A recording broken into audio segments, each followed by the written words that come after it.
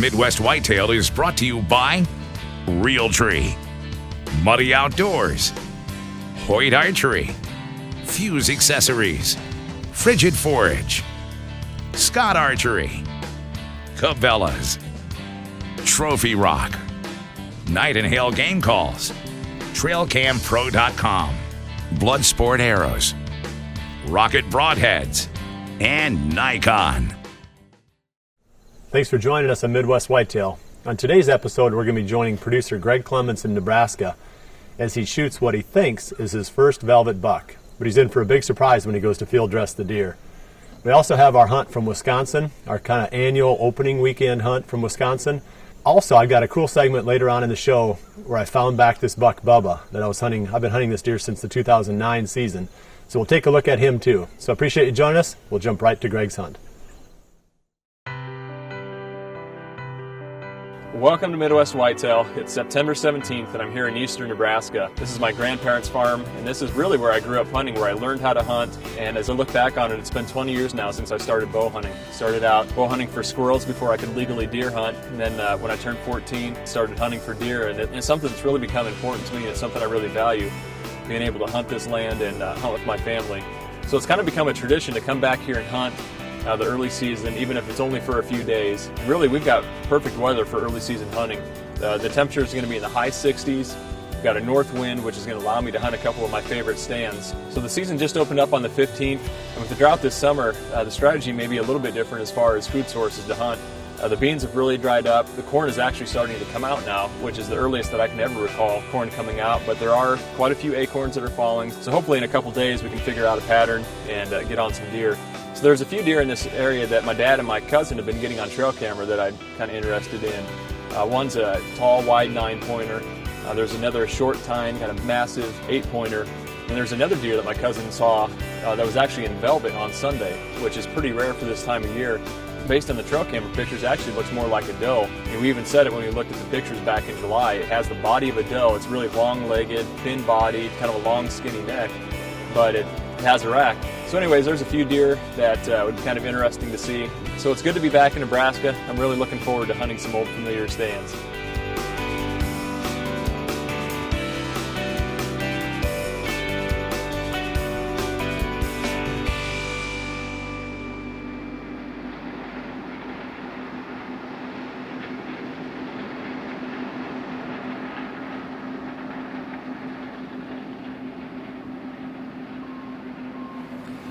We're just about out of light here for day one in Nebraska.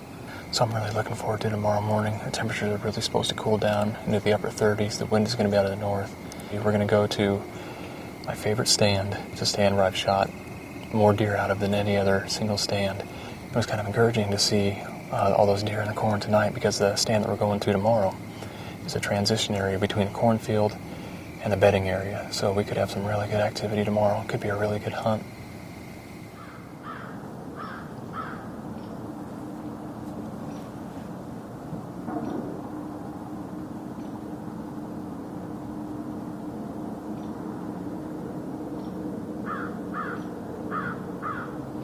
Well, the sun is just starting to come up, and man, it feels good to be back in an old familiar stand.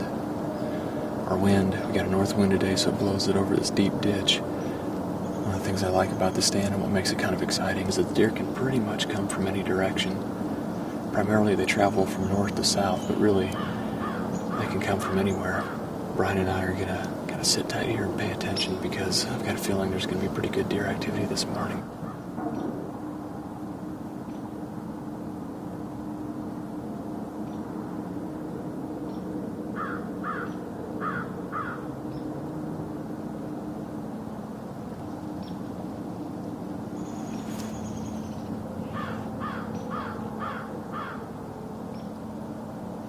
There's a couple deer coming from the north.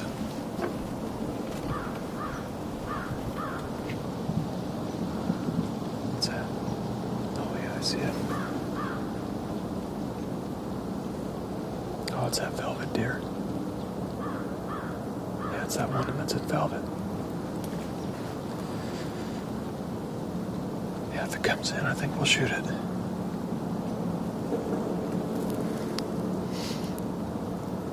There's a bunch of them up there. Make sure there's not a big one.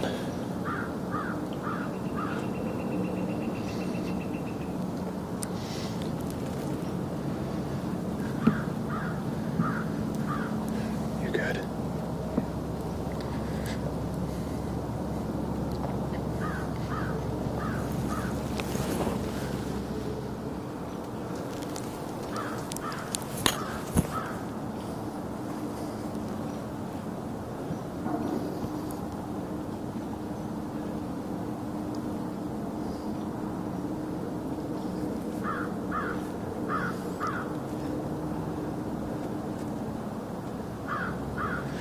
Good.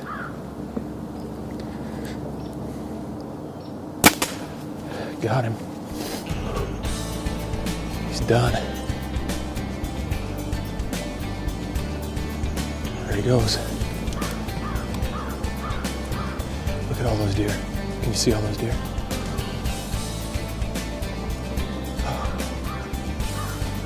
Well, that was awesome.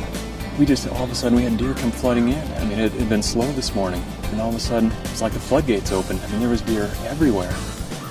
I mean, that's a pretty small deer. I mean, I understand that, but that's a pretty unique trophy for me to be able to take a velvet deer, first of all. I mean, I've got a lot of memories from this farm, and just made another one this morning. I can see Brian shaking back here. That's what you gotta love about it.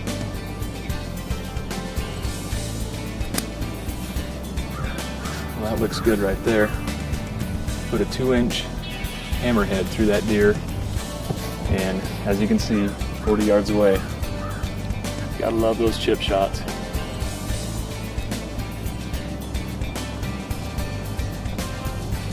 Well, here's our velvet, I would say buck, but it's not a buck, it's actually a doe. It's an antlered doe. I mean, we knew it wasn't a very big deer right away. There was no question about that, but when I saw it was in velvet, I've always wanted to shoot a velvet buck, and it's pretty rare to be able to do that here in Nebraska. I mean, it's the 18th of September, and then, the thought also crossed my mind that it could be an antlered doe. So either way, we decided we were going to shoot, and she came right in, or it's kind of funny to say she, holding an antlered deer, but it is a she. She came right in to about 12 yards and then finally turned broadside, and I put the rocket hammerhead through her, and she only ran 30 yards and fell over. So I called the Nebraska Game and Parks Commission just to make sure that I was going to tag the deer correctly, because I mean, technically it's a female. It's got the female reproductive parts, but it is an antlered deer. So that confirmed that I needed to use the buck tag, or the antlered portion of my tag, even though it actually is a female. So we got that all straightened away. And when I was talking with them, they said, obviously it's pretty rare. They said maybe they hear about it once or twice a year, a deer like this. And my dad just came and looked at the deer real quick before he had to go off to work. And we were just kind of talking about how it was interesting. And I talked about it earlier today, how this is one of our best stands. And we've shot a lot of deer out of this stand. And that as I'm looking around here, every deer that I've shot from this stand has went down probably within 100 yards. And I said if you could draw it out on a map, there would just be little dots scattered all over this valley where the deer that we've shot have went down. So this one didn't make it very far either, and it certainly is a unique trophy to shoot a very rare deer, to actually shoot an antlered doe. And this is just another of many memories that I've had from this farm and from this stand in particular.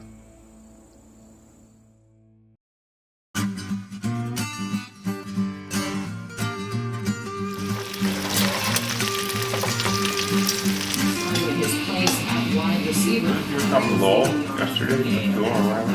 No.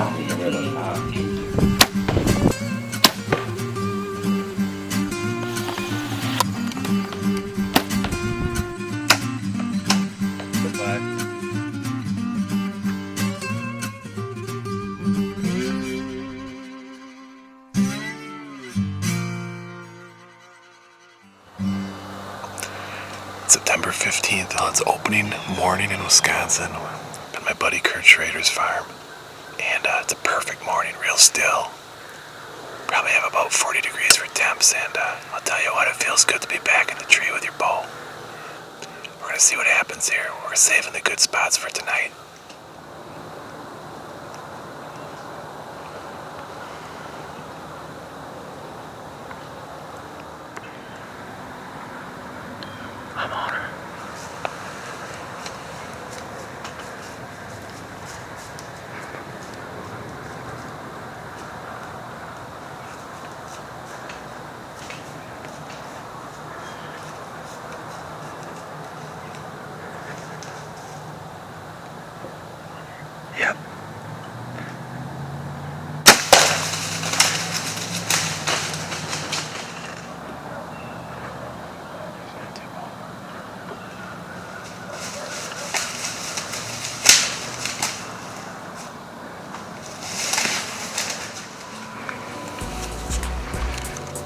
archery season in Wisconsin. Nice mature doe right there. That's awesome. Yep, fortunate today to be in the right spot at the right time. Nice, clean, quick kill. That's the way it's supposed to work. Well, it's the second day of the archery season. We're going back to the same stand we were in last night on Apple Ridge. We have new hope that 2045 is still around. We're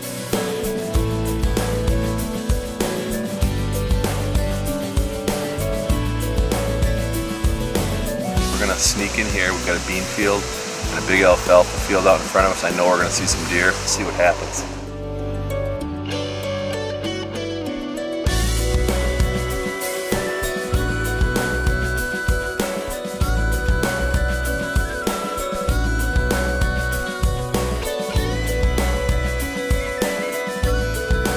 Got a great cold front that moved in. Deer on their feet. We got 3 bucks. A little fawn out in the corner ready. Hopefully one of our hitless bucks shows up.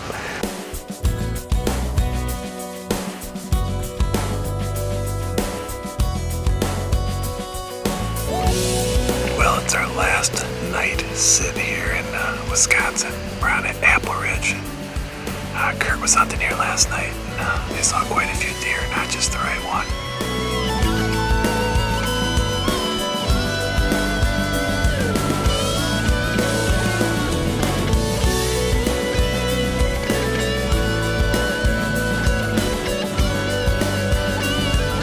Our hunt is winding down tonight. We got about an hour left. We've had one little buck in the field so far, so hopefully one of our hitless bucks show up soon. We need him to.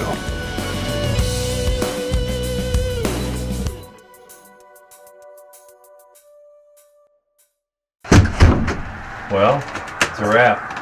Let's get out of here. Thanks again, as always. It's a pleasure hunting your farm. We didn't get it done. I didn't have a chance. We did see high-low one night, and we did see a good buck called Pincher 10 tonight. Got a little video of him, but I will be back. The season is just starting. Sounds like they like the turnips, huh? We will be in the turnips next time if we got the right wind. The big and beastie's working right now, but we weren't in them, so. That's right. All right, let's get out of here. It's a wrap.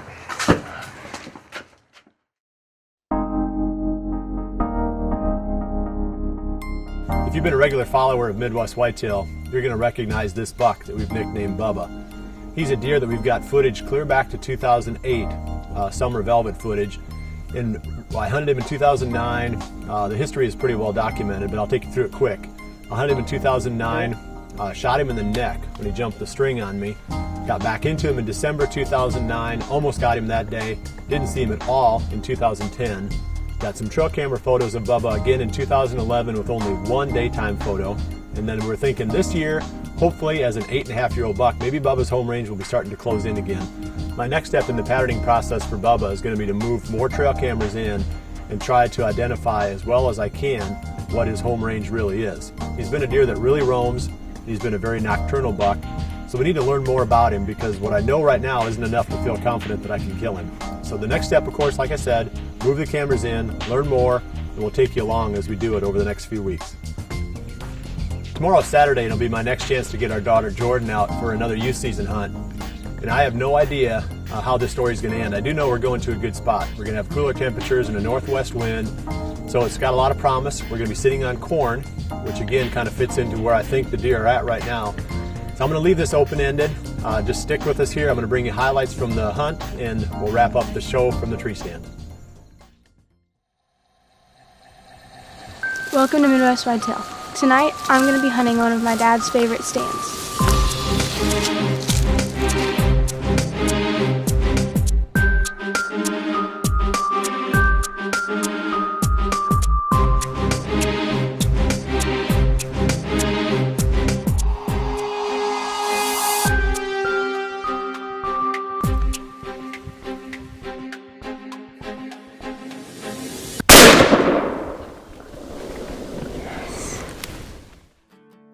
Jordan and I had a really exciting hunt on Saturday evening. If you want to see the whole story, come back and join us again next week for the next episode of Midwest Whitetail, and remember to always dream big.